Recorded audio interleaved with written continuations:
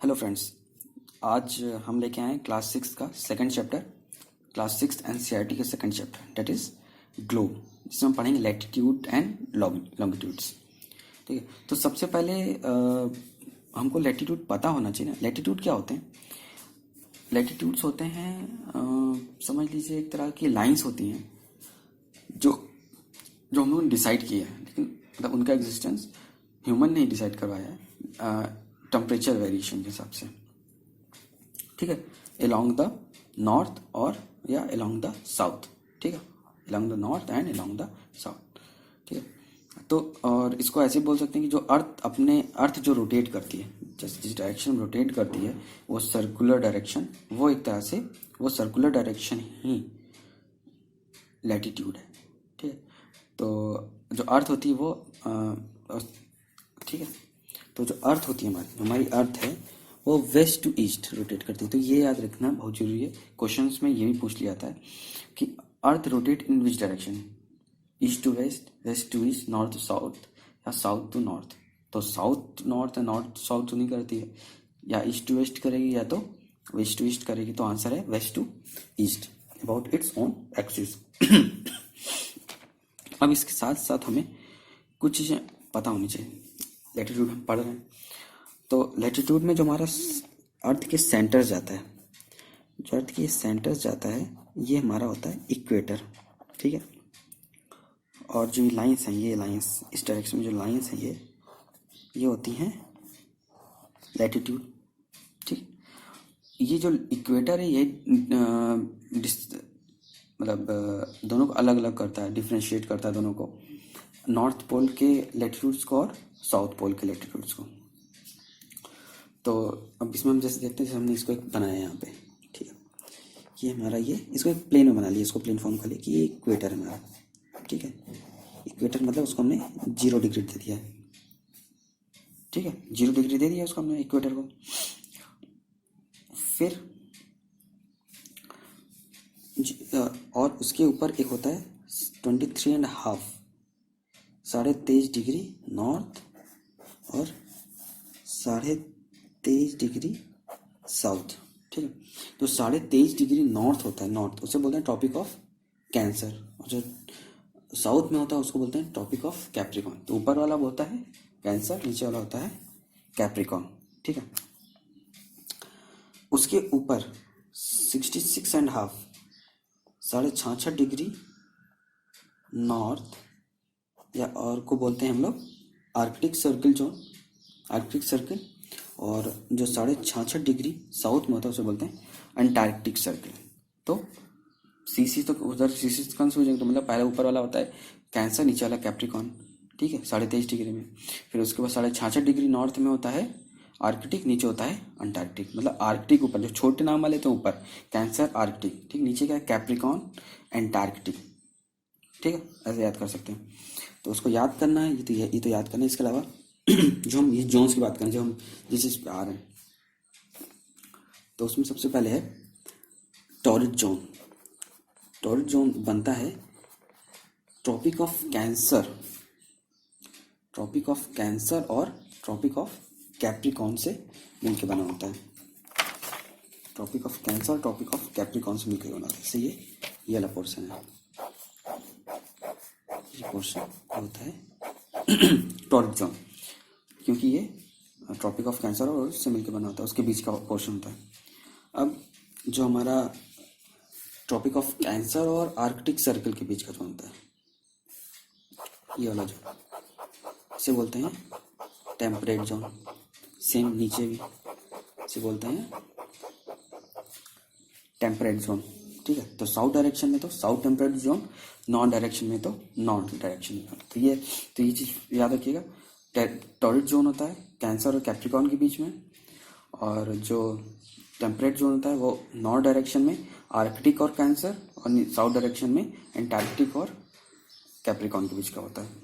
ठीक है, और बाकी उसके ऊपर जो फ्रिज जोन होता ही है, जो 66.5 डिग्री के ऊपर फ्रिज जोन होता है, क्योंकि वहाँ पे हमेशा ठंडा होता है। अब ये जोन डिफाइन क्यों किए गए हैं? ये जोन डिफाइन इसलिए किए गए हैं क्योंकि जो हमारी अर्थ होती है वो एक एक्सिस पे रहती है। मान लीजिए वो अर्थ ऐसे है, हमारी 23.5 डिग्री पे अर्थ हमारी टिल्ट है, फिर वो ऐसे रोटेट करती रहती है, ठीक है, ऐसे ऐसे रोटेट करती रहती है।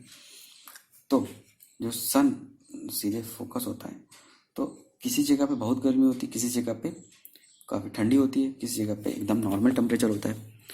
तो उस रीजन को डिफाइन करने के लिए कौन सा रीजन ये टॉरस रीजन है, कौन सा टेम्परेट रीजन है, कौन सा फ्री जोन, उसके लिए इन जोन्स को डिफाइन किया गया है टेम्परेचर के हिसाब से।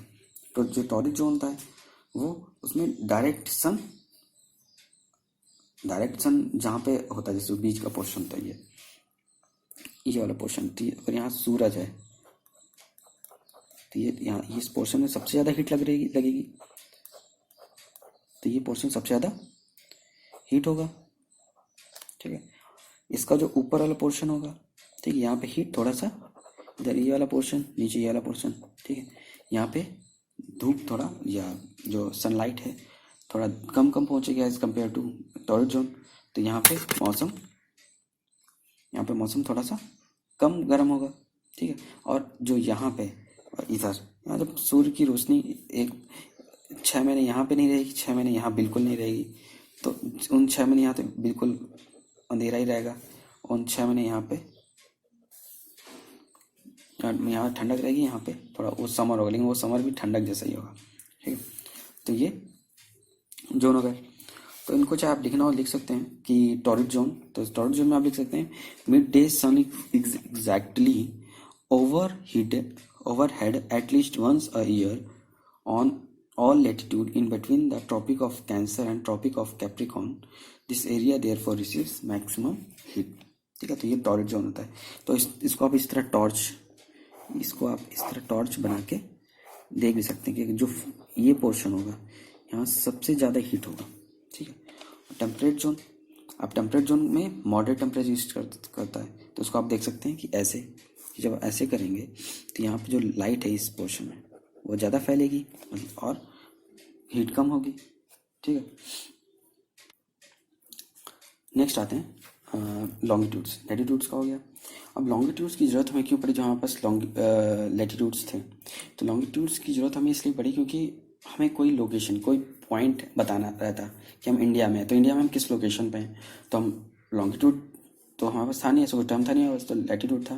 तो लैटिट्यूड्स इटसेल्फ से मान लो कोई 23.5 डिग्री बात, तो 23.5 डिग्री उस पूरे सर्कल का 23.5 डिग्री है, लेकिन उस पर कई जगह पड़ेंगे, कई पॉइंट्स हैं उस पर, तो उन पॉइंट्स को डिफाइन करने के लिए हमें लॉन्गिट्यूड्स की जरूरत पड़ी कि वो एरिया कहाँ पे है या वो पोजीशन, वो जो आप वो पॉइंट वो मैप कहाँ पे है, तो उसके लिए हमें लॉन्गिट्यूड की जरूरत पड़ी। तो ये क्या थी? ये परपेंडिकुलर टू लैटिट्यूड थे, या इनको बोला जाए ये सेंटर टू सेंटर, मतलब north pole to south pole सीधे खींचे आ रहे थे, 0 से 360 डिग्री या 0 से 360 डिग्री खींचे गए थे। तो इनको दो पार्ट में डिवाइड कर दिया गया था, 0 से 180 degree east, 0 to 180 degree west, ठीक है। तो दो तरह से इनको बनाया गया था। और इनका नाम मतलब इन डिग्री और नॉर्थ साउथ इसलिए जरूरत हो गया क्योंकि ये इनकी लेंथ इक्वल थी, ठीक। तो इसमें कुछ पॉइंट्स आप जैसे देख सकते हैं कि इनको एग्जैक्ट लोकेशन के लिए किया गया, ठीक है, जिससे हमें किसी भी पॉइंट का स्टेशन का एग्जैक्ट लोकेशन मिल सके। ये इक्वल लेंथ के थे, ठीक है, इक्वल लेंथ के थे,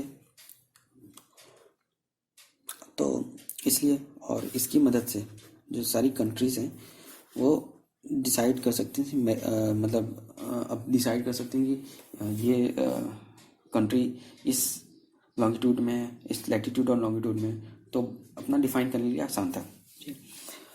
अब इसके बाद क्या किया गया था, जो कंट्री ने इसको डिसाइड कैसे किया? डिसाइड करने के लिए इन्होंने जो ग्रीनविच जगह है लंदन में, जो उसमें क्योंकि ब्रिटिश ही थे सब कुछ, तो उन्हीं के हिसाब से चला।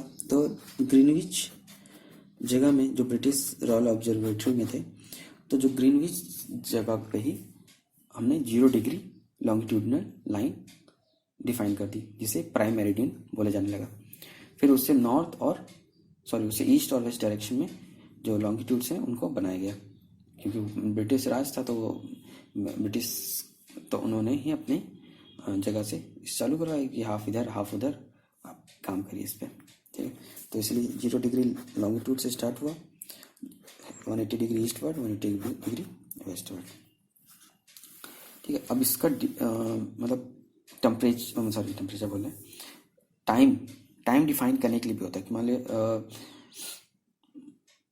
कोई आदमी इंग्लैंड में है, ठीक है, ब्रिटेन में है, वो वहाँ पे टाइम दिखा रहा है 5.5 डिग्री, ठीक है।